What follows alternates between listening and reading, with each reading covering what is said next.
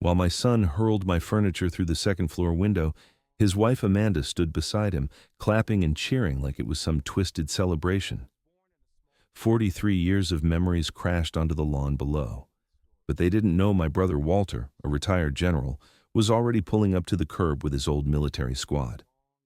If you are watching this, kindly subscribe and let me know where you are watching from. And I hope that you're safe wherever you are. My name is Henry Morrison. I'm 68 years old, and until 3 months ago, I thought I knew what family meant. I was wrong. The day everything changed started like any other Tuesday morning. I was in my workshop in the garage, building a birdhouse for my neighbor, Mrs. Chen. My hands have arthritis now, but I still love working with wood. It reminds me of my late wife, Catherine. She always said my hands could create beauty from nothing. Catherine died 12 years ago from cancer, breast cancer that spread faster than wildfire. She fought for 2 years, but in the end, the disease won. Losing her nearly destroyed me. But I had Michael, my son, the boy we adopted when he was just 6 months old. Michael is 45 now, tall, strong, with his mother's kind eyes, or at least I thought they were kind. Catherine and I couldn't have biological children. We tried for years, treatments, doctors, prayers, nothing worked. Then one day, a social worker called about a baby boy abandoned at a hospital. No family, no one to claim him. Catherine cried when she held him for the first time. "He's ours, Henry," she whispered. "He's our miracle." We named him Michael Thomas Morrison. We gave him everything: love, security, education. I worked double shifts at the construction company to pay for his college. Catherine sewed clothes late into the night to afford his baseball equipment. We sacrificed everything, because that's what parents do. Michael graduated with honors, got a good job as an accountant, made us proud every single day. Then, 8 years ago, he met Amanda. I remember the first time he brought her home. She was beautiful, polished, sophisticated. Everything seemed perfect on the surface. But I saw something in her eyes that day, something cold, something calculating. Catherine would have seen it too. She had a gift for reading people, but she was already gone, and I was lonely. I wanted Michael to be happy. I wanted to believe Amanda was good for him. I was a fool. The warning signs were there from the beginning, small things, the way Amanda would criticize the house. "It's so outdated, Henry. Don't you think it needs renovation?" The way she'd comment on my cooking. "Michael's used to better quality meals now." The way she'd discourage Michael from spending time with me. "Your father can manage on his own. We need couple time." I ignored it all. I told myself I was being paranoid. I told myself every daughter-in-law needs time to adjust. But Amanda wasn't adjusting. She was planning. 6 months after the wedding, she started suggesting I should downsize. That's the word she used, downsize, as if my life could be compressed into something smaller, more convenient. "Henry, this house is too big for one person," she'd say with that fake smile. "Have you thought about a retirement community? They have activities, medical care, people your own age." I always deflected. This was my home. The home I bought with Catherine. The home where we raised Michael. Every room held memories. Catherine's garden outside. Michael's height marks on the kitchen door frame. The fireplace where we spent Christmas mornings. I wasn't leaving. But Amanda was persistent. And slowly, terrifyingly, Michael started echoing her words. "Dad, maybe she has a point," he said one evening. "You're getting older. What if something happens and you're alone?" "I'm 68, not 98, I replied. "I'm perfectly capable. But wouldn't it be easier?" "Easier for whom, son?" He didn't answer. He just looked away, ashamed. That's when I knew Amanda had gotten to him. She'd poisoned my son against me, drop by drop, word by word, until he couldn't see me as his father anymore, just as an inconvenience. The tension grew worse over the following months. Every visit became uncomfortable. Amanda would make snide comments about my age, my health, my lifestyle. Michael would remain silent, a coward in his own home. "Henry spilled coffee again," Amanda would announce loudly. "Maybe he needs assisted living." "I'm right here, Amanda," I'd say. "You can speak to me directly." "I am speaking to you. I'm just being honest." Honest? That was her favorite word. She was just being honest when she criticized everything about me. Just being honest when she told Michael I was becoming a burden. What they didn't know was that I had money. Substantial money. Catherine and I had been careful savers. My construction company pension was generous. And when Catherine's parents died, they left her 3 properties, rental properties that generated steady income. I never told Michael about the full extent of our assets. Catherine and I agreed early on that we wanted him to build his own success. We didn't want him depending on inheritance. We wanted him to value hard work, discipline, independence. So I lived simply, modestly. I drove an old truck. I wore practical clothes. I didn't flaunt wealth because I didn't need to. But Amanda suspected something. I caught her going through my mail once. She claimed she was organizing, but I knew better. She was hunting, searching for bank statements, property deeds, anything that would confirm her suspicions. 3 months ago, everything escalated. Michael and Amanda came over for what I thought was a normal Sunday dinner. I made my famous pot roast, set the table, even bought Amanda's favorite wine. They arrived late. Michael looked nervous. Amanda looked determined. We sat down to eat, but the tension was suffocating. Finally, Amanda put down her fork and looked at me with those cold eyes. "Henry, we need to talk about your living situation." My heart sank. "What about it?" "Michael and I have been discussing this for months. We think it's time you considered moving into a senior living facility." I looked at Michael. My son, the boy I raised. "Is this true?" He couldn't meet my eyes. "Dad, we're just worried about you." "Worried?" "I'm healthy.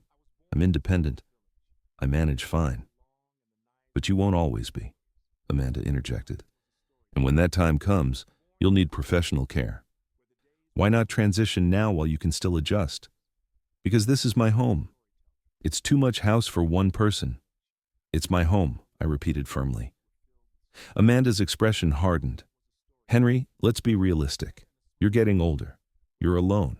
You're becoming more dependent." "I'm not dependent on anyone." "You will be, and we can't take care of you." The words hung in the air like a death sentence. "We can't take care of you." My own son, sitting there silent, allowing his wife to tell me I was unwanted. "I never asked you to take care of me," I said quietly. "But eventually you'll need help," Amanda pressed, "and we have our own lives. Michael and I want to start a family. We can't do that with an elderly parent in the picture." Elderly parent, as if I were some stranger, some obligation to be managed. I stood up from the table. "I think you should leave." "Henry," Michael started. "Leave, now." They left, but Amanda's parting words chilled me to the bone. "You have 1 month to make a decision, Henry. 1 month to choose a facility, or we'll make the choice for you." Have you ever loved someone so much that you ignored the warning signs of betrayal? I ignored them for years, and now I was about to pay the price. That night, I called my brother Walter. We hadn't spoken in months, both busy with our own lives, but I needed him. "Walt," I said when he answered, "I think I'm in trouble." He listened to everything. The years of manipulation, Amanda's threats, Michael's cowardice. When I finished, there was a long silence. Then Walter spoke, his voice carrying that military authority I remembered from childhood. "Henry, don't do anything. Don't agree to anything. I'm handling this." "Walt, I don't want to cause problems. You're my brother. You raised a good kid who turned into a weak man. But that ends now. Give me a few days." He hung up. I sat in my empty house, wondering what he meant. I was about to find out. The next morning, Amanda called. Not Michael. Amanda. "Henry, we've been thinking. 1 month is too long. You need to move faster." "Amanda, I'm not moving anywhere." "Then we'll have to take action." "What does that mean?" She laughed. Actually laughed. "It means, Henry, that tomorrow, one way or another, you're leaving this house." The line went dead. I didn't sleep that night. Amanda's threat echoed in my mind. Tomorrow, one way or another, you're leaving this house.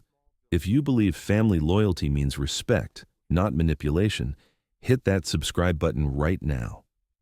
Only people like Amanda won't. And if you can't stand people who use love as a weapon to control others, smash that like button. Let's show the world that elder abuse has no place in any family. What did she mean? Could they legally force me out? This was my house, my name on the deed, my mortgage, paid off 20 years ago with money Catherine and I earned together. Morning came too fast. I made coffee with shaking hands. Every sound outside made me jump. Was that a car door? Footsteps on the porch? At exactly 9 o'clock, my doorbell rang. I opened it to find Michael standing there, looking like a man heading to his own execution. Behind him stood Amanda, arms crossed, wearing an expression of smug satisfaction. "We need to talk, Dad," Michael said. "I thought we already did." "This is different. Can we come in?" Against my better judgment, I stepped aside. They walked into my living room like they owned it. Amanda surveyed the space with visible disdain. "God, this place really is depressing," she muttered. "Amanda," Michael warned softly. "What?" "It's true. Look at this furniture, these curtains. It's like stepping into 1985. Catherine picked out those curtains," I said coldly.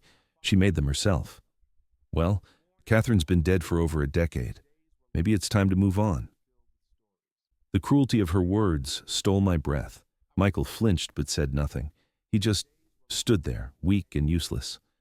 "Why are you here?" I asked. Amanda sat on my sofa without being invited. "We're here to discuss your options." "I don't have options. This is my home." "Actually, you do have options." She pulled out a folder from her bag. "We've researched several excellent senior living communities, Pine Valley Estates, Sunset Ridge, Harmony Hills, all highly rated, all equipped to handle aging residents." "I don't need handling." "Not yet, but you will, and when that happens, Michael and I won't be available to help." I looked at my son. "Michael, do you have anything to say? Or are you going to let your wife do all the talking?" He shifted uncomfortably. "Dad, this isn't personal." "It feels pretty damn personal." "It's practical," Amanda interrupted. "You're 68. You live alone.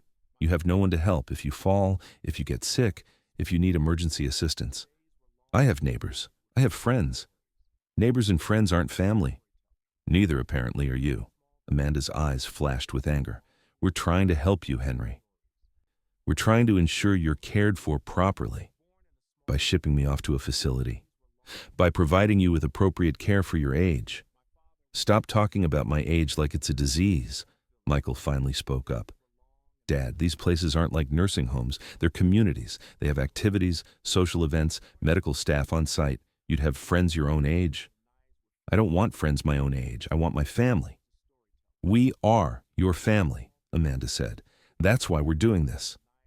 You're doing this because you want me gone. We're doing this because we want to start our own family, and we can't do that with you living here." "I don't live with you. I live in my own house 3 miles away. But you're always calling Michael, always needing something fixed, always having little emergencies that require his attention." "I call him maybe once a month." "It's too much. Michael has a demanding job. He has a wife. He can't keep dropping everything for his elderly father." The word elderly was meant to wound. It did. "Fine," I said. "I'll stop calling. Problem solved." "It's not that simple." "It is that simple. You want me out of your life? Done. Leave now." Amanda stood, her face reddening. "You're being childish." "I'm being childish? You come into my home, insult my dead wife, try to force me into a nursing home, and I'm childish." "Senior living community," she corrected. "And yes, you're being stubborn and unreasonable." "Get out. We're not leaving until we settle this." "Then I'm calling the police." Michael stepped between us. "Dad, please, just look at the brochures. That's all we're asking." I looked at my son, really looked at him. When did he become this person? This weak, spineless version of the strong boy I raised? "Michael, do you remember when you were 10 and those older kids were bullying you at school?" He nodded, confused by the change in subject. "Do you remember what I told you?" You said never to let anyone make me feel small." "That's right. Never let anyone make you feel small. Never let anyone take what's yours. Never back down when you know you're right." I paused. "Do you think I taught you those lessons so you could grow up and do exactly that to me?" His face crumbled. For a moment, I saw guilt flash across his features. Then Amanda touched his arm, and the moment passed. "Henry," Amanda said in a patronizing tone, "you paid for this house with your pension, yes. You've lived here for decades, but you can't stay here forever. You need to be realistic about your limitations. My limitations? Your age, your health, your financial situation? I laughed bitterly. My financial situation? Yes, we know money is tight. We know you're living on a fixed income. The senior communities we selected have financial assistance programs. I don't need financial assistance. Pride won't pay your bills, Henry. I pay my bills just fine. For now. But what about when medical expenses pile up? What about when the house needs major repairs? What about when you can't work anymore? I haven't worked construction in 3 years. I'm retired. My pension covers everything I need. Amanda exchanged a look with Michael. Henry, we're not idiots. We know military pensions aren't huge. We know you're probably struggling more than you admit. Military pension? Catherine's father was military, but that wasn't my primary income. They really had no idea. You've made assumptions about my finances, I said carefully. We've made educated guesses based on reality. Reality? Let me tell you about reality. This house is paid off, completely. No mortgage. I own it free and clear. We know. I also paid for Michael's entire college education, 4 years at State University, $32,000 in tuition alone. Michael looked uncomfortable. Dad, you don't need to. I paid for your wedding, $28,000 for the venue, catering, flowers, everything. Amanda's smile faltered slightly. I paid for the down payment on your first car. I paid for the furniture in your apartment before you bought your house. I paid for... We get it, Amanda snapped. You've been very generous. That's exactly why you don't have money left for yourself. I never said I don't have money. Silence fell over the room. Amanda studied my face, trying to determine if I was bluffing. If you have money, she said slowly, why do you live like this? Like what? Like someone barely scraping by. Old truck, old clothes. You never go on vacations. You never buy anything nice. I have everything I need. That's not an answer. It's the only answer you're getting. Michael's phone buzzed. He looked at it and frowned. I need to get to work. We're not finished here, Amanda protested. I have a meeting in 40 minutes. Fine. But this conversation isn't over, Henry. You have until Friday to make a decision. Choose a facility or we'll choose one for you. You can't force me anywhere. Can't we? Amanda smiled coldly. Michael is your next of kin. He has power of attorney if you become incapacitated. One doctor's evaluation is all we need. My blood ran cold. I'm not incapacitated. Not yet, but a doctor might disagree. Especially if we describe your behavior, your stubbornness, your refusal to accept help, your isolation. That's fraud. That's concern for an aging parent. They walked toward the door. Michael hesitated, turning back to me. Dad, please, just think about it. We're not trying to hurt you. We're trying to help. Then help by leaving me alone. His face fell. Amanda grabbed his arm and pulled him outside. I stood at the window, watching them drive away. My hands were shaking. Not from fear, from rage. They thought I was helpless. They thought I was poor. They thought I was alone. They were about to learn how wrong they were. I picked up my phone and dialed Walter. Henry? He answered immediately. They threatened to have me declared incapacitated. Like hell they will. I'm making calls today. Don't worry, brother. The cavalry's coming. Friday arrived. I spent those 3 days preparing, gathering documents, making arrangements, and waiting. At 10 in the morning, my doorbell rang again. I opened it to find Michael and 2 men I'd never seen before. Large men, movers. Dad, Michael said, looking miserable. We asked you to make a choice. You didn't. So you're making it for me? We're helping you transition. Where's Amanda? She's at the facility, getting your room ready. My room? At Sunset Ridge. It's a nice place, Dad. You'll like it. I'm not going anywhere. One of the movers stepped forward. Sir, we've been hired to help relocate your belongings. We can do this the easy way, or what? You'll force me out of my own house? Michael looked at the ground. Dad, please, don't make this harder than it needs to be. Harder? You're evicting your own father and you want me to make it easy. The movers started walking into my house. I tried to block them, but they moved around me like I wasn't even there. Get out! I shouted. This is my house. Dad, calm down. Don't tell me to calm down. The movers headed for my bedroom.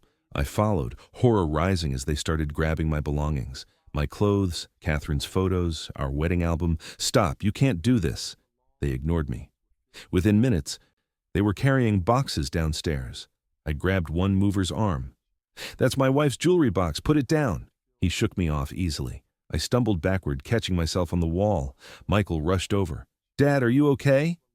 Am I okay? Are you seriously asking me that while you rob me? We're not robbing you, we're moving you to a better place.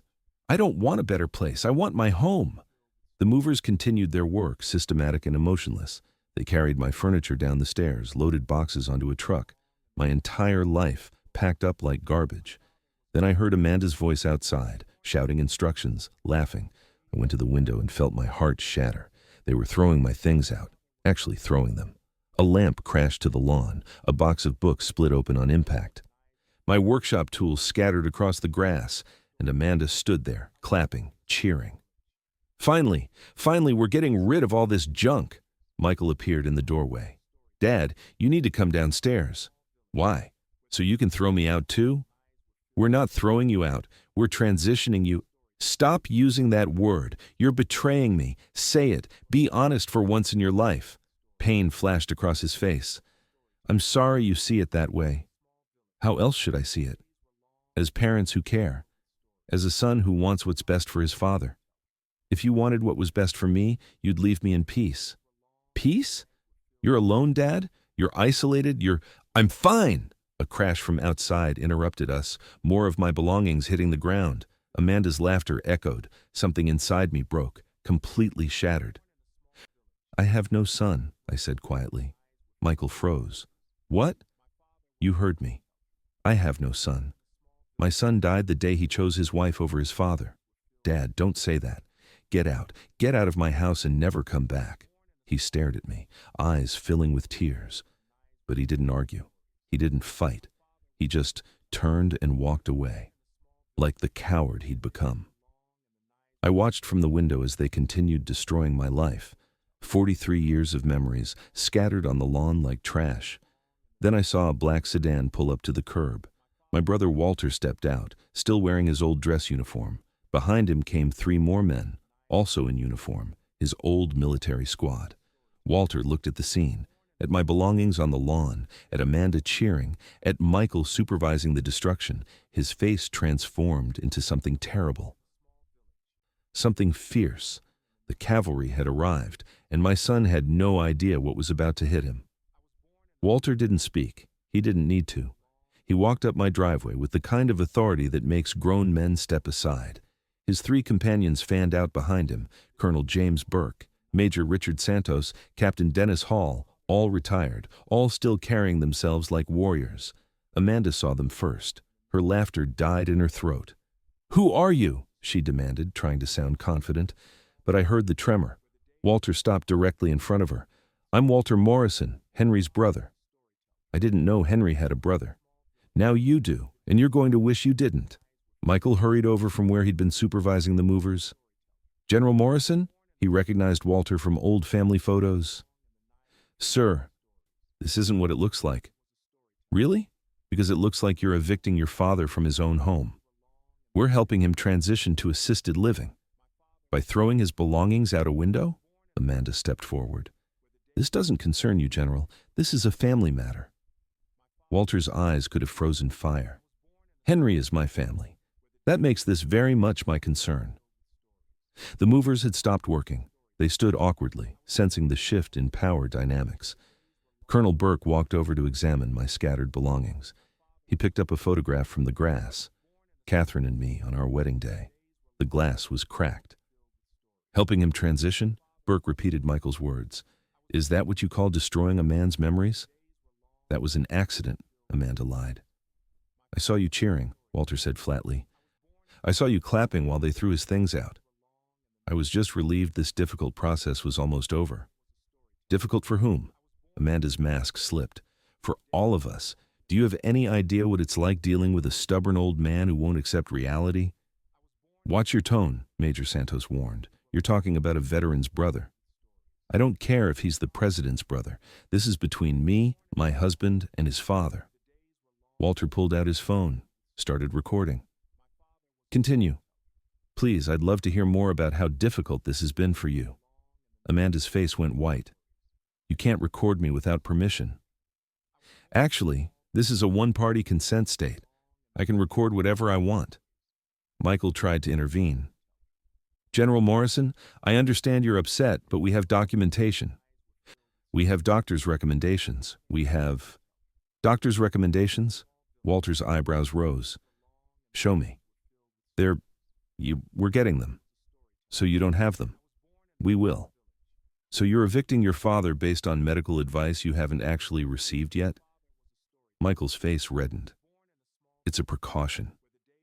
Captain Hall walked past them into my house. Henry, are you all right? I came to the door. Walt? I didn't think you'd actually come. You're my brother. Where else would I be? Amanda found her courage again. This is private property. You're all trespassing. Actually, Walter said calmly, this is Henry's property, not yours, not Michael's, Henry's, and he invited us here. That's a lie. I called him, I confirmed from the doorway, told him everything, the threats, the manipulation. Your plan to have me declared incompetent. Michael's eyes went wide. We never said incompetent. You said one doctor's evaluation is all you need. Same thing. Dad, you're twisting our words. Am I? I walked down to join Walter. Am I twisting the part where Amanda said I was a nuisance, or the part where you both decided my life wasn't worth living in my own home? Burke was taking photos of my scattered belongings with his phone. This is elder abuse, textbook case. Elder abuse, Amanda laughed shrilly. He's perfectly fine. Then why are you evicting him from his home? We're not evicting him. We're transitioning. Stop saying that word, I shouted. You're evicting me. You're throwing out my things. You're destroying my life. Call it what it is. The neighbors were emerging now. Mrs. Chen from across the street. The Rodriguez family from next door. Old Mr. Patterson from the corner house. They'd all watched yesterday's confrontation. Now they were witnessing this. Everything okay, Henry? Mrs. Chen called. No, Mrs. Chen. My son is kicking me out of my own house. Gasps rippled through the gathering crowd. Phones came out. More recording. Put those away, Amanda shrieked. This is a private matter. Not anymore, Mr. Patterson said. We all saw what you did. Watched you throw that poor man's things around like garbage. Michael looked around at the neighbors, panic setting in. This is a misunderstanding. We're trying to help my father. By humiliating him in front of the whole street? Rodriguez asked. That's help? Walter surveyed the crowd. Ladies and gentlemen, you're all witnesses. I want you to remember what you saw here today. You can't intimidate us with threats, Amanda said. I'm not threatening anyone. I'm simply ensuring there's a clear record of events. Major Santos had been examining the moving truck. General, you should see this. We walked over. Inside the truck were items that clearly didn't belong to me. New furniture, electronics, boxes labeled Amanda Personal. Planning to move in? Santos asked. Amanda's face went from white to crimson. That's none of your business. Actually, it is, I said, pieces clicking together. You weren't just evicting me. You were taking over my house. We have every right. You have no rights? This is my house, my name on the deed, my property. Michael is your son.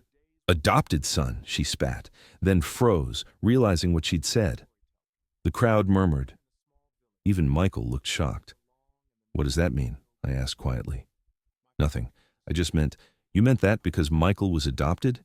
He's less than a real son? Less deserving? I didn't say that. You implied it. Walter stepped forward. Mrs. Morrison, let me explain something. I've spent 40 years in the military. I've seen men break under pressure. I've seen them reveal their true nature when they think they're safe. You just revealed yours. I reveal nothing.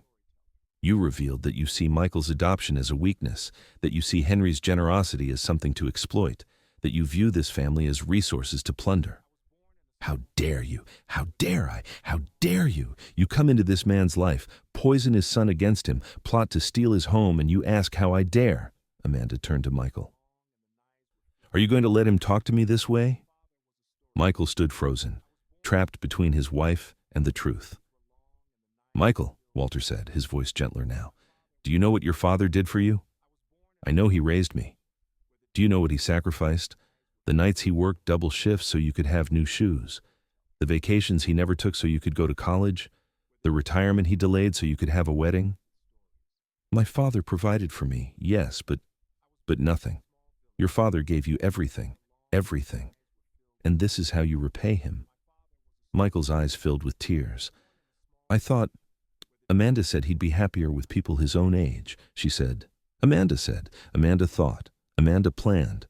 Walter shook his head. "When did you stop thinking for yourself?" The question hung in the air like a judgment. Colonel Burke approached Michael. "Son, I'm going to ask you a direct question. Did you want to do this? Deep down in your heart, did you want to evict your father?" Michael's mouth opened, closed, opened again. "Answer him," I said. I thought it was for the best." "That's not what he asked. Did you want to?" Silence. "Michael," I pressed. He broke, completely shattered. No, I didn't want this. I didn't want any of this." Amanda whirled on him. "Michael, shut up." "I wanted you to stay, Dad. I wanted us to be a family. But Amanda kept saying you were in the way, that we couldn't start our life with you always around, that you were the reason we couldn't have children." "What?" I interrupted. "How am I the reason you can't have children?" "She said the stress of dealing with you was making it impossible to conceive." The crowd's murmurs grew louder. Even the movers were shaking their heads. "That's the most ridiculous thing I've ever heard," Mrs. Chen called out. Amanda rounded on her. "Stay out of this." "No," Mrs. Chen said firmly. "I'm a nurse. I've worked in obstetrics for 30 years. Stress from a family member living 3 miles away doesn't cause infertility. That's medically absurd." "How would you know our medical situation?" "Because you're lying. Anyone can see it." Amanda's carefully constructed facade was crumbling. She looked around wildly, seeing enemies everywhere. "Fine," she screamed. "Yes, I wanted him gone. Is everyone happy now? I wanted my own house, my own space, my own life, without some old man always lurking in the background." "Lurking?" I repeated. "I call maybe once a month. Once is too much. Every time Michael's phone rings, I wonder if it's you. Every holiday, we have to include you. Every decision we make, you're there, hovering like a ghost." "I'm not a ghost. I'm his father. You're his adopted father. You're not even real family." The words echoed across the lawn. The neighbors gasped. Walter's fists clenched, but it was Michael who spoke. "Don't," he said quietly. Amanda turned to him. "Don't what?" "Don't say that. Don't ever say that again." "Oh, now you grow a spine?" "He is my real father. He's the only father I've ever known. And you made me betray him." "I didn't make you do anything." "Yes, you did. You poisoned every conversation. You made every visit uncomfortable. You planted doubts in my head until I couldn't think straight. You manipulated me into this, and I was too weak to stop you." For the first time, Amanda looked genuinely afraid. "Michael, we're done." "What?" "You and me, we're done. I want a divorce." The street fell silent. Even Walter looked surprised. Amanda's face twisted with rage. "You can't divorce me over this." "Watch me. I'll take everything, the house, the car, your pension. Take it all. I don't care anymore. You're throwing away 7 years of marriage for him? I'm ending 7 years of manipulation. There's a difference." Walter pulled out his phone again. "Mrs. Morrison, I suggest you leave. Now." "This is my husband's father's house. I have a right." "You have no rights here. You never did." Captain Hall stepped forward. "Ma'am, you can leave voluntarily or we can call the police. Your choice." "On what grounds?" "Trespassing, vandalism, elder abuse, attempted theft. Should I continue?" "What would you do if your own family turned on you, but strangers stood up to defend you?" I was about to learn the answer. Amanda looked at the crowd, at the phones recording, at the military men surrounding her. She grabbed her purse from one of the boxes. "This isn't over," she hissed at me. "Yes," Walter said, "it is." She stomped to her car, slammed the door, and sped away. The movers looked at Michael. "Sir, what do you want us to do?" Michael surveyed the damage. My belongings scattered across the lawn, the truck full of items meant to replace me in my own home. "Put everything back," he said quietly. "Everything, exactly where it was." The movers started unloading. The neighbors began helping, picking up items from the grass, checking for damage. Michael walked over to me. His face was streaked with tears. "Dad, I'm so sorry. I'm so sorry. I don't know what happened to me. I don't know how I let it get this bad." I looked at my son, the boy I raised, the man he'd become, the coward he'd almost destroyed us both in becoming. "Michael, I'll spend the rest of my life making this up to you. I swear. I'll do whatever it takes." "Will you?" I asked. "Or will the next woman who comes along do the same thing? Will you betray me again because it's easier than standing up for what's right?" He had no answer. How could he? Walter put his hand on my shoulder. "Henry, let's get you inside. We need to talk." As we walked toward my house, Mrs. Chen stopped me. "Henry, I'm so sorry we didn't intervene sooner. We should have said something when we saw what was happening. It's not your fault." "But we knew. We all knew she was trouble." Mr. Patterson nodded. "If you need anything at all, you let us know." The Rodriguez family was already organizing my scattered photos, creating a system to make sure nothing was lost. My neighbors, my community, they'd seen the truth and stood with me. Inside my house, Walter and his men did a security sweep, checking for damage, documenting everything. "Henry," Colonel Burke said, "we need to talk about pressing charges. Against my own son, against Amanda, and possibly Michael, depending on what you want." "I don't know what I want." "Well, you have time to decide. But you should know, what they did today was illegal. Elder abuse is a crime in this state. So is attempted fraud." "Fraud?" Walter sat down across from me. "Amanda was planning to move into your house. Her belongings in that truck prove premeditation. She wasn't just evicting you, she was stealing your property." "But Michael is my son. Adoption doesn't grant automatic property rights. This house is yours. Your name on the deed. She had no legal basis for any of this." Major Santos brought me water. "Drink. You've had a shock." I sipped, my hands still shaking. "What happens now?" "Now," Walter said, "we make sure this never happens again. We document everything. We secure your assets. And we make damn sure Amanda understands she messed with the wrong family." Through the window, I watched Michael directing the movers, putting my life back together piece by piece. He looked broken, defeated. Good. He should know how it feels. Captain Hall came downstairs. "General, you need to see this." We followed him to my bedroom. He pointed to the closet. It had been ransacked, clothes thrown everywhere, but that wasn't what caught his attention. A hidden panel in the back wall was open. The safe Catherine and I had installed years ago. The safe where I kept my most important documents. It was open, the lock damaged. Someone had tried to break in. "Who knew about this?" Hall asked. "Only Catherine and I. We never told Michael." "Then how?" Walter's phone buzzed. A message from Colonel Burke, who was still outside. "Found a locksmith's card in the truck, dated 3 days ago, for safe opening services." Amanda had planned this. Days ago, she'd researched how to break into my safe, how to steal my documents, my property deeds, my bank records. This wasn't a spontaneous decision to help an aging father. This was theft, calculated, planned theft, and my son had helped her do it. Walter looked at me, his expression grim. "Henry, we need to call the police. This is beyond family drama. This is criminal." I stared at the broken safe, at the violation of my privacy, of my trust. Then I made a decision. "Call them." Michael appeared in the doorway. He saw the safe, saw our faces. "Dad, I can explain." "Explain what? That your wife hired a locksmith to break into my safe? That you both planned to rob me?" "I didn't know about the safe, I swear. I didn't know." "But you knew she was taking my house. You knew she was stealing my life. You knew. And you helped anyway." His face crumpled. "I'm sorry. Stop saying you're sorry and start being honest. Did you know she planned to rob me? Yes or no?" "No, I swear on Mom's grave, I didn't know about the safe."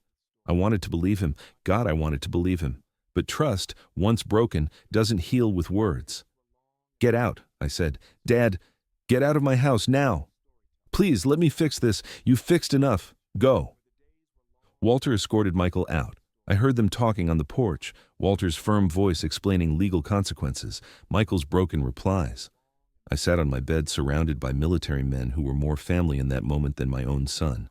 The police would come, reports would be filed, charges would be pressed, my family was destroyed. But at least I still had my home. For now. The police arrived within 20 minutes. 2 officers, both young, both looking overwhelmed by the scene. Officer Martinez surveyed the lawn. My belongings still scattered despite the neighbors' best efforts, the moving truck half empty, the crowd of witnesses. "Someone want to explain what happened here?" she asked. Walter stepped forward. "Officer, I'm General Walter Morrison, retired. This is my brother Henry. His son and daughter-in-law attempted to forcibly evict him from his own property." "Is this your house, sir?" Martinez asked me. "Yes, I've lived here for 34 years. My name is on the deed." "And your son was removing your belongings?" "With his wife's encouragement, they planned to put me in a nursing home against my will." The second officer, Thompson, was taking notes. "Do you have documentation proving ownership?" "Inside, all the original papers." We moved to my dining room. Walter's men stood guard outside, ensuring Amanda didn't return. Michael sat in his car across the street watching everything through tears. I spread the documents on the table. Deed in my name, paid-off mortgage statement, tax records showing continuous ownership. Martinez examined them carefully. "These are definitely in your name. Mr. Morrison, you said your son was forcibly removing you?" "He hired movers. They were throwing my belongings out the window." "We have video evidence," Colonel Burke said, holding up his phone. "Recorded as it happened." The officers watched the footage. Amanda cheering, items crashing to the lawn, Michael directing the operation. "Jesus," Thompson muttered. "There's more," Walter said. He led them upstairs to show the broken safe. Martinez's expression hardened. "Someone attempted to break into this?" "We found a locksmith's card in the moving truck," Burke explained. "Dated 3 days ago. Same company. Safe opening services." "So this was premeditated?" "Absolutely." Thompson photographed everything, the damaged lock, the disturbed contents, the entire scene. "Mr. Morrison," Martinez said gently, "this is elder abuse. It's a felony in this state. Are you willing to press charges?" I hesitated. "Against my own son?" "Against whoever did this. Your son, his wife, both of them. Your choice." I thought about Michael's tears, his apology, his claim that he didn't know about the safe. Then I thought about Amanda's cruelty, her plan, her manipulation. "Amanda," I said. "Definitely Amanda. Michael, I need to think about it." "That's fair. We'll start with the daughter-in-law." Martinez looked at Thompson. "Call it in. We need to locate Amanda Morrison for questioning." While they made calls, Walter sat across from me. "Henry, you did the right thing." "Did I? He's my son. He participated in a crime against you. He was manipulated. He's 45 years old. At some point, manipulation becomes complicity." I knew he was right. But my heart didn't care about right. It cared about the little boy who used to call me daddy, the teenager who needed help with homework, the young man who'd cried at his mother's funeral. Where was that Michael? When did he disappear? Mrs. Chen brought over tea. "Henry, you're shaking. Drink this." I obeyed, grateful for something to do with my hands. Martinez returned. "We've located Amanda Morrison. Officers are bringing her in for questioning. We'll need your full statement, but first, is there anything else we should know?" "There's been a pattern," Walter said. "Months of emotional abuse. Pressure to leave his home. Threats to have him declared incompetent." "Do you have evidence of these threats?" "I recorded some conversations," I admitted, "on my phone. May I see?" I pulled up the recordings, Amanda's voice clear and cruel. "You have 1 month to make a decision, Henry. 1 month to choose a facility, or we'll make the choice for you." Another recording from a different day. "1 doctor's evaluation is all we need." Martinez's jaw tightened. "This is more than enough. Mr. Morrison, you're a victim of elder abuse, attempted theft, and possibly fraud. We're taking this very seriously." Thompson was interviewing neighbors outside, getting their statements, building a case. An hour later, another officer arrived with Amanda in the back of his patrol car. She emerged screaming, "This is ridiculous! I'm being arrested for trying to help my father-in-law? You're not being arrested, Martinez corrected. Yet, you're being questioned about multiple felony allegations. Felony? Are you insane? Ma'am, please calm down. I will not calm down. That old man is trying to ruin my life.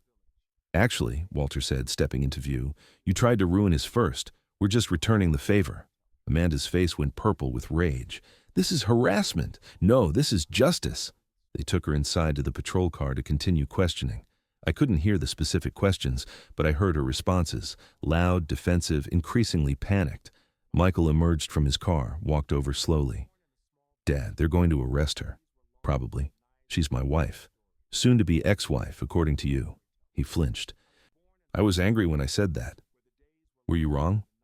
He didn't answer. Michael, let me ask you something. When did you stop seeing me as your father and start seeing me as a burden? I never. Don't lie. Not now. I need to know the truth. He sat on my porch steps, head in his hands. It was gradual. Amanda would say little things. Your dad called again. Your dad needs something fixed. Your dad wants to come over. She made every interaction sound like an obligation. And you believed her. I wanted her to be happy. I wanted our marriage to work. At my expense. I didn't see it that way at the time. I thought I was balancing both of you. You can't balance me against someone trying to destroy me, Michael. That's not balance. That's betrayal. He started crying. Full, broken sobs. I know. God, I know. I was so stupid. So weak. Walter joined us on the porch. Michael, I'm going to be direct with you. Your father has every right to press charges against you. You participated in this. You hired those movers. You supervised the eviction. You chose Amanda over your own father. I know. Let me finish.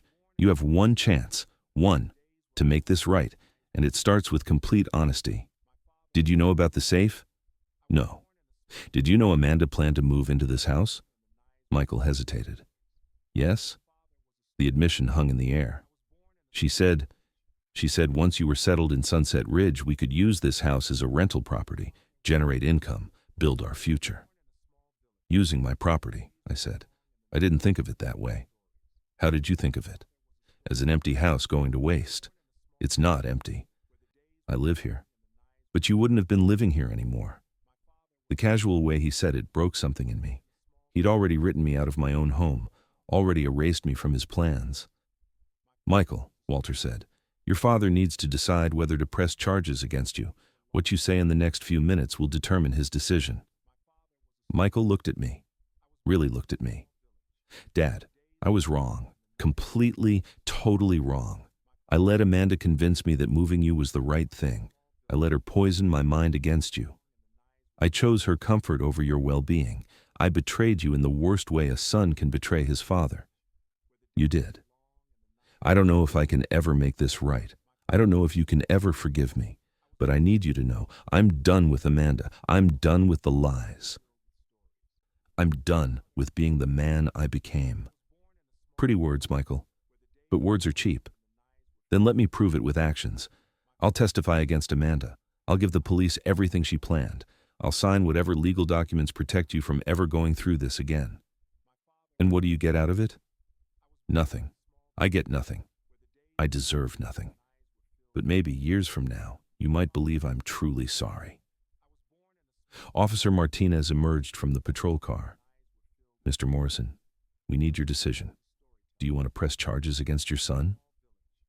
I looked at Michael, broken, crying, finally seeing the consequences of his choices. I looked at Walter, who gave a slight nod. Your choice. I looked at my house, my home, nearly stolen from me by the people I loved most. No, I said, not against Michael. Only against Amanda. Michael's head snapped up. Dad, but, I continued, I have conditions. Anything. You testify against Amanda, fully, completely, every plan she made, every manipulation, everything. I will. You sign a legal document renouncing any claim to this property or my assets. He nodded. Yes. And you stay away from me for 6 months. Minimum. No calls, no visits, no contact. That one hurt him. I saw it in his eyes. 6 months? You need to figure out who you are without Amanda, and I need to figure out if I can ever trust you again. And after 6 months? We'll see. It wasn't forgiveness, it wasn't reconciliation, but it was a chance. More than he deserved, perhaps, but he was still my son. Martinez took Michael aside to get his statement. Walter sat next to me. "You're a better man than I am," he said. "I would have pressed charges. Maybe I should have. Maybe, but you gave him a chance to redeem himself. That's what fathers do." Inside the patrol car, Amanda was still raging. I heard snippets. "Ungrateful old man, manipulating everyone. He's the real criminal." Martinez returned to her, expression impassive. "Mrs. Morrison, based on the evidence and witness statements, you're being charged with attempted elder abuse, attempted theft, and vandalism." Amanda's face went white. "You can't be serious." "I'm very serious. You have the right to remain silent." As they read her rights, reality finally crashed down on her. This wasn't a game anymore. This was real. She was being arrested. The neighbors watched in silence as they handcuffed her, put her in the back of the patrol car. Her screams faded as they drove away. Michael stood at the curb, watching his wife disappear. His face was blank, shocked. "Mr. Morrison," Thompson said to me, "we'll need you to come to the station tomorrow to give a full formal statement. Bring all documentation, recordings, everything." "I will." "And sir, you did the right thing. People like her, they prey on family loyalty, on love, on trust. You stopped her before she could do worse." After the police left, Walter's men helped finish cleaning up. Every item recovered, every photo examined for damage, every box unpacked and returned to its rightful place.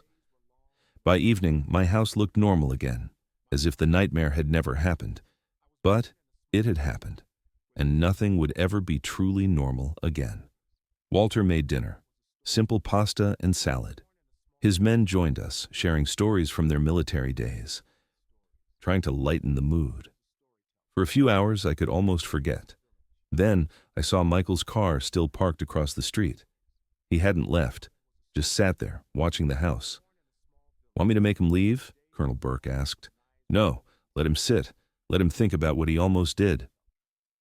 We ate in comfortable silence. These men, strangers until today, had become my defenders, my family when my real family failed. "General," I said to Walter, "thank you. For everything. You're my brother, Henry. I should have been around more, should have seen what was happening. You're here now, that's what matters." Major Santos raised his glass. "To Henry Morrison, a man who stood up for himself when the world tried to knock him down." We toasted, and for the first time in months I felt something other than fear. I felt hope. Outside, Michael finally started his car, drove away slowly. 6 months, I'd told him. 6 months to become someone worthy of being my son again. I wondered if he could do it. I wondered if I wanted him to. But tonight, I had my home, my dignity, my life. Tomorrow, I'd start figuring out what came next. The next morning, Walter and I drove to the police station. Colonel Burke came along, partly for support, partly as a witness. Detective Sarah Chen met us in the lobby. "Mr. Morrison, thank you for coming. I know yesterday was traumatic. I just want this over with. I understand. Let's get your statement recorded. Then we can discuss next steps." She led us to a small interview room. Recording equipment set up. Everything official. For the next 2 hours, I recounted everything, how Amanda entered our lives, the slow poisoning of Michael's mind. The escalating pressure, the threats, the attempted eviction, the broken safe. Chen listened without interrupting, taking notes, occasionally asking clarification questions. "Mr. Morrison, you mentioned Amanda seemed particularly interested in your finances. Can you elaborate?" "She constantly made comments about money, about how I couldn't afford to live alone, about needing financial assistance at senior living facilities." "But that wasn't true?" I hesitated. This was the moment of truth. "No, it wasn't true at all." "Can you explain?" Walter pulled out a folder. "Detective, my brother has been extremely private about his financial situation. Even Michael doesn't know the full extent." Chen's interest sharpened. "The full extent?" I took a deep breath. "My wife Catherine and I were careful savers. We both worked. We invested wisely. When her parents died, they left her 3 properties. Properties? Rental properties, a duplex downtown, a 4-unit apartment building near the university, a commercial space on Main Street. Chen's eyebrows rose. Those are valuable. Very. Combined value, probably $600,000. And your son didn't know. We never told him. Catherine and I agreed we wanted Michael to succeed on his own merits. We didn't want him depending on inheritance. What about liquid assets? Walter pulled out bank statements. My brother receives a pension from his construction company, $2,800 a month, plus rental income from the 3 properties. Combined, he brings in about $5,500 monthly. That's substantial. There's more, I said quietly. Catherine's life insurance, her parents' estate, our savings. Total assets and accounts about $280,000. Chen sat back, processing. So you're telling me you have nearly $1 million in combined assets?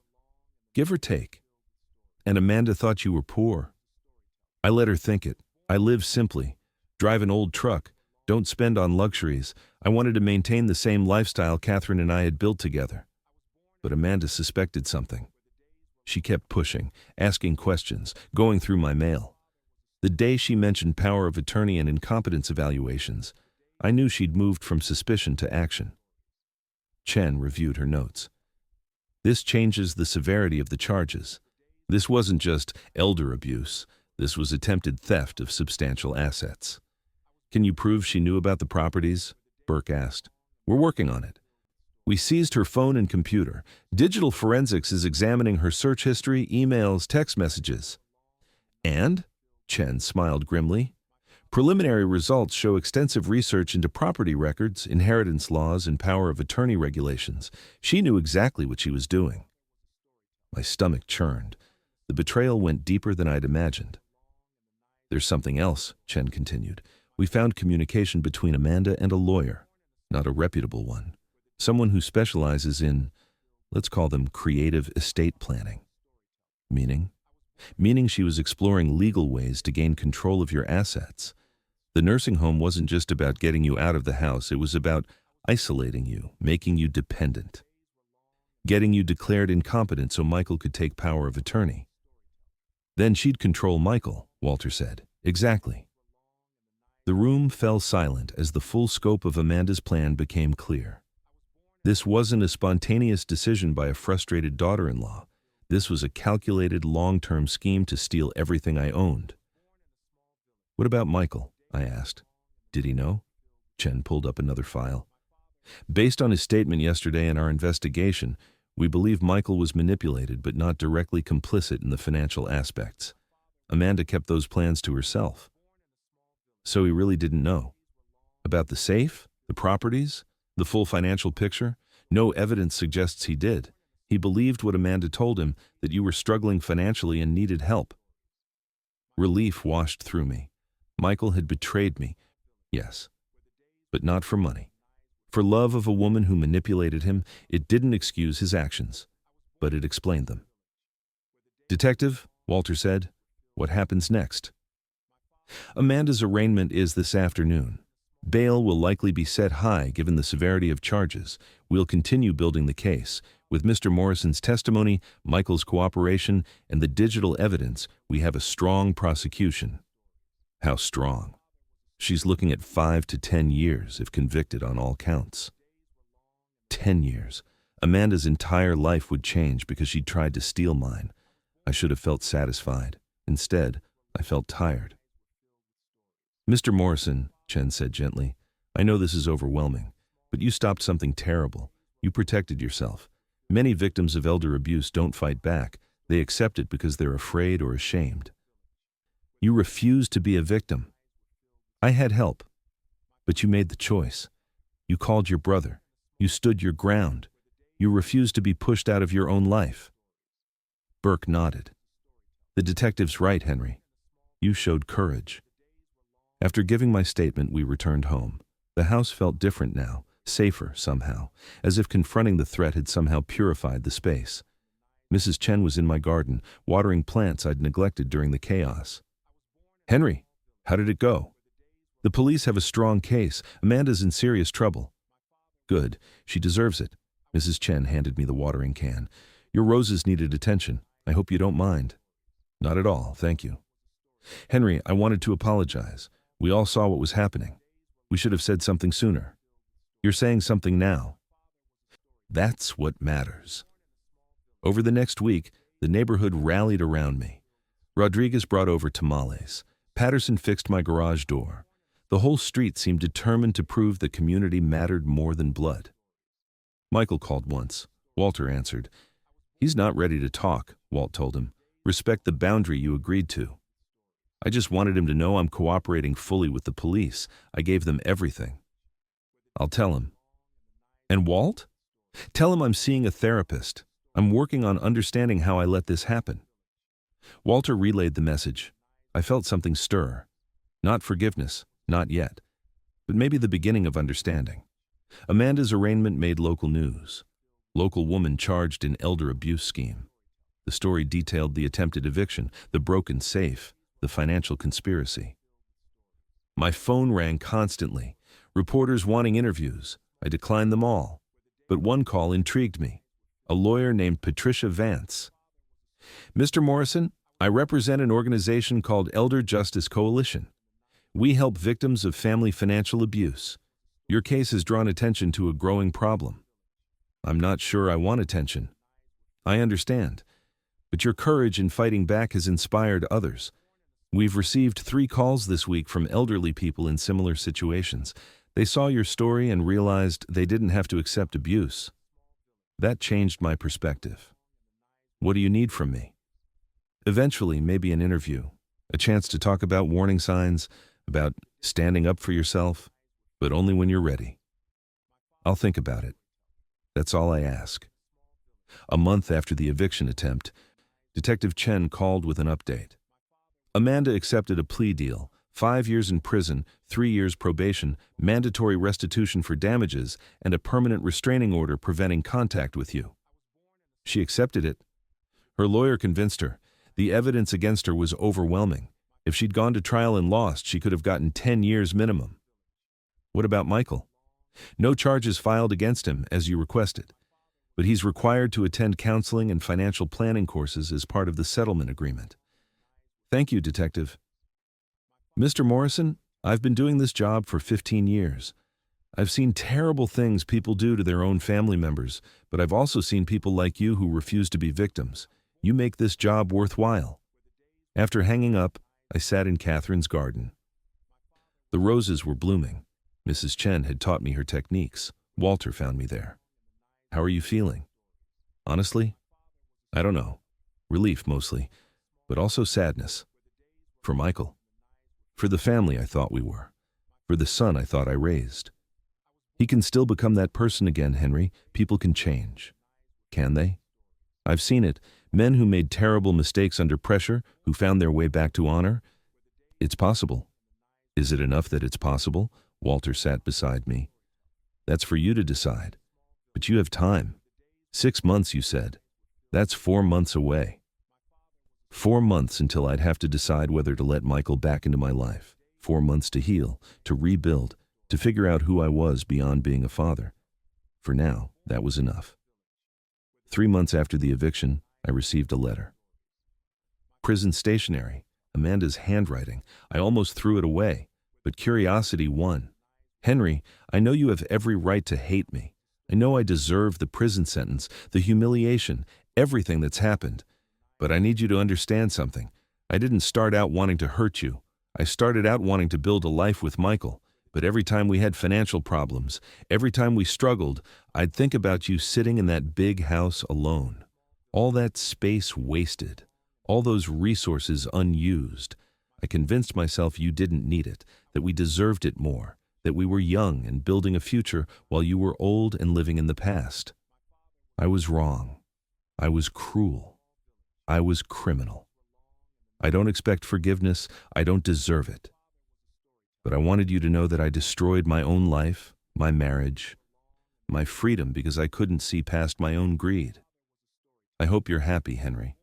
I hope you're living well in your home, surrounded by people who actually care about you. You deserved better than what I gave you. Amanda, I read it 3 times. looking for manipulation, for hidden agendas. But I found only regret. It didn't change anything. She was still in prison. I was still relieved she couldn't hurt me. But maybe it was a start toward something like closure. Walter visited that afternoon. "You got a letter?" "From Amanda." "What did she want?" "To apologize, apparently. To take responsibility." "Do you believe her?" "I don't know. Does it matter?" "Only if you wanted to." We sat on my porch watching the neighborhood. Kids playing, dogs barking, normal life. "Walt, can I ask you something?" "Anything. Do you think I was a bad father? Did I fail Michael somehow?" Walter considered the question carefully. "You were a great father, Henry. You gave him everything: love, security, education, values. But you can't control who people become. Michael made his own choices. Influenced by Amanda. Influenced, yes, but ultimately his choices. At 45, he's responsible for his own actions. Then why do I still feel guilty? Because you're a good man. Good men question themselves. Bad men never do." Patricia Vance from Elder Justice Coalition called again. "Mr. Morrison, we're organizing a conference on elder financial abuse. Would you be willing to speak? Share your story?" "I don't know if I'm ready for that." "No pressure, but your story could help hundreds of people recognize the warning signs in their own lives." I thought about the 3 calls she'd mentioned. People inspired to protect themselves. Let me think about it. That evening, Michael called. Walter answered again. "It's been 3 months," Michael said. "I'm not asking to see Dad. I just wanted to update him on my progress." "Hold on." Walter looked at me questioningly. I nodded. He put the phone on speaker. "Hello, Michael." "Dad?" His voice broke. "Thank you for letting me talk. What's your update?" "I've been in therapy, twice a week. I'm learning about codependency, manipulation, healthy boundaries. I'm learning how I let Amanda control my thinking." "Good." "I filed for divorce. It's final next month. I sold our house, the one you helped us buy. I'm moving to an apartment, starting over." "That's responsible." "I've also been volunteering at Elder Justice Coalition, helping other families navigate financial abuse situations. Patricia said you might speak at the conference." "You're working with Patricia?" "As a volunteer. I wanted to understand what I did, what I almost became." Silence stretched between us. "Dad, I'm not asking for forgiveness. I'm not asking to come back into your life. I just wanted you to know I'm trying to become someone you could be proud of again." "Again?" "You were proud of me once, before I destroyed everything." "Michael, I have to go. Thank you for listening." He hung up. Walter looked at me. "That sounded genuine." It did. But 3 months of therapy doesn't erase 43 years of betrayal. "No, but it's a start." "Is it wrong to want your child to suffer for their mistakes?" I didn't know, but I knew Michael was suffering, and part of me was glad. The conference was scheduled for late fall. Patricia sent me information. Panel discussions on warning signs, legal protections, support networks, and a slot for survivor testimony. My slot, if I wanted it. "What do you think?" I asked Walter. "I think you'll do what's right for you. You always do." I accepted the invitation. Preparing my speech forced me to revisit everything. The manipulation, the threats, the broken safe, the moment I thought I'd lost everything. But also the moment I fought back, the moment Walter arrived, the moment the neighborhood rallied around me, the bad and the good. The conference filled a hotel ballroom, 200 people, elderly victims, their families, social workers, lawyers, law enforcement. Patricia introduced me. Our next speaker survived an attempted theft that would have destroyed most people. Please welcome Henry Morrison. I walked to the podium on shaking legs. "My name is Henry Morrison. I'm 68 years old, and 3 months ago, my son tried to steal my home." I told the story. Honestly. Painfully. The audience sat in absolute silence. "I'm not sharing this for sympathy," I concluded. "I'm sharing it because elder abuse thrives in silence, in shame, in the belief that family loyalty means accepting mistreatment. Family loyalty should go both ways. If your children, your relatives, your caretakers are violating your trust, stealing your assets, isolating you from support, that's not family.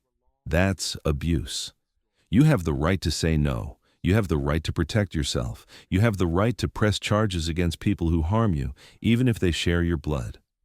I almost lost everything because I believed family meant unconditional sacrifice.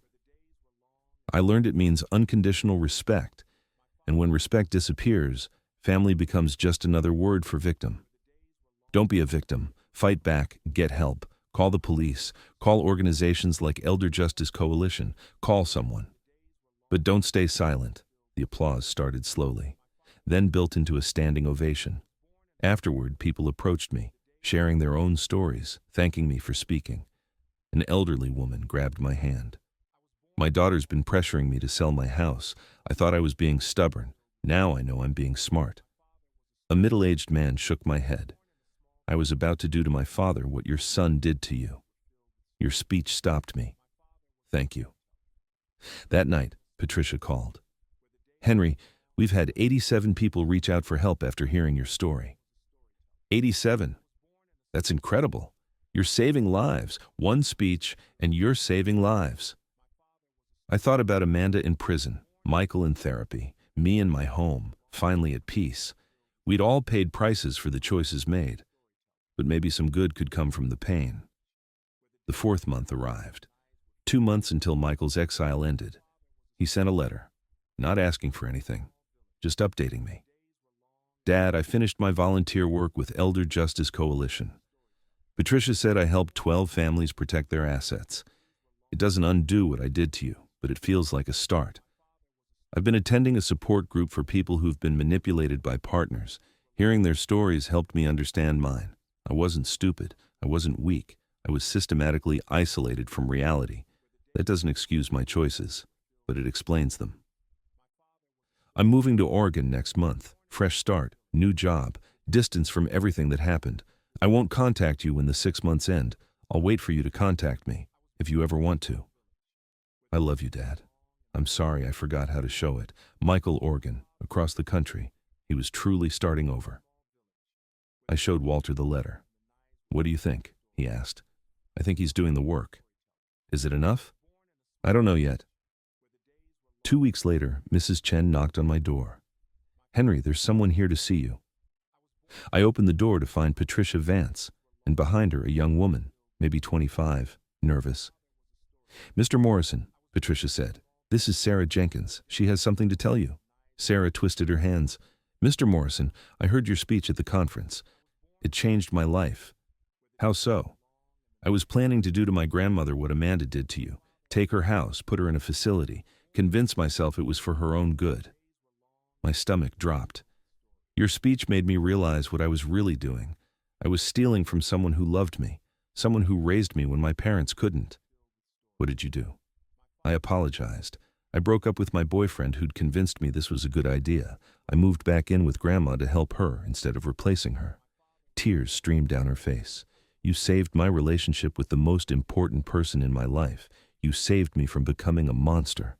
Thank you, she hugged me. This stranger, this girl who almost made Michael's mistakes. After they left, I sat in Catherine's garden again. My story had rippled outward. Protecting people I'd never meet, healing relationships I'd never witness. Maybe that was the point of pain, not the suffering itself, but what we built from the ruins. The 6th month arrived. Michael's exile was over. I didn't call him, not yet, but I didn't throw away his letters either. That was progress. 6 months and 1 week after the eviction, I called Michael. He answered on the first ring. Dad? Hello, son. Silence. Then, you called? I did. I didn't think you would. Neither did I. More silence. How are you? He asked. I'm good. Really good, actually. The house is peaceful. I've been gardening, speaking at conferences, living. I saw you on the news, the conference. Dad, your speech was incredible. You watched? Every chance I get, you've helped so many people. What about you, Michael? How's Oregon? Different. Good different. I have a small apartment, a job I like. I'm still in therapy. Good. Dad, I know 6 months doesn't erase what I did. I know I destroyed your trust, but I want you to know I'm different now. I see things clearly. Do you? I see that I almost became the villain in your story. That I almost stole your life because I was too weak to stand up to Amanda, that I betrayed everything you taught me. His voice broke. I see that you gave me 43 years of unconditional love, and I gave you back cruelty. I see that I don't deserve another chance, but I'm hoping, someday, you might give me one anyway. I looked around my home, my sanctuary, the place I'd fought to keep. Michael, I'm not ready to have you back in my life. Not fully, not yet. I understand. But maybe we can talk. Once a month. Phone calls, see where it goes. Really? Really? No promises, no guarantees, just a chance. He cried openly. Thank you so much. Don't thank me yet. Earn it. I will, I swear I will. We talked for an hour, carefully, like strangers learning to trust each other. When we hung up, Walter was waiting in the kitchen. You gave him a chance. I gave him a possibility. Whether it becomes a chance depends on him. You're a better man than most, Henry. Or a fool. Maybe both. I smiled. Maybe he was right. A year after the eviction, I stood in my garden during a neighborhood block party. Mrs. Chen had organized it. Food, music, laughter. Walter flew in for the celebration. His friends came too. Burke, Santos, Hall, my defenders. Michael sent a card. Congratulations on your new life, Dad. I'm so proud of you. Love, always. I put it on the mantel next to Catherine's photo. Amanda was still in prison. I didn't think about her much anymore. Patricia Vance announced Elder Justice Coalition had helped over 300 families since my speech. 300 people who stood up for themselves. Mrs. Chen toasted me. To Henry Morrison, who taught us all that it's never too late to fight for yourself. The neighborhood cheered. Later, sitting on my porch with Walter, I reflected on everything. Do you regret anything? He asked.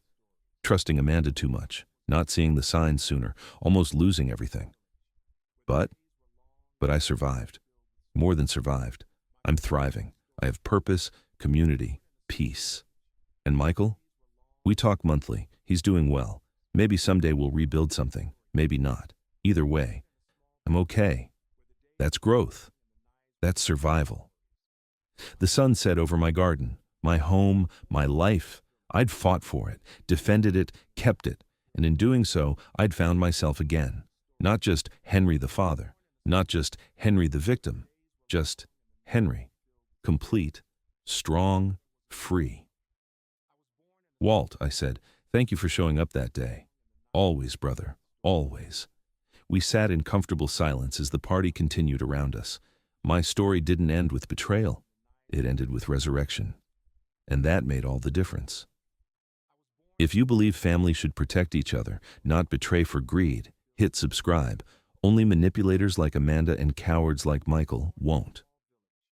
Comment family means loyalty if you're taking a stand against elder abuse. Hit that like button if you can't stand people who steal from those who loved them most. Share this video with someone who needs to hear that it's never too late to reclaim your dignity. And remember, subscribing to this channel means you're standing with victims, not villains. You're choosing honor over greed. You're choosing courage over cowardice. Hit that notification bell so you never miss stories about people who refuse to be victims. Thank you for watching. Stay strong, stay safe, and never let anyone make you feel small.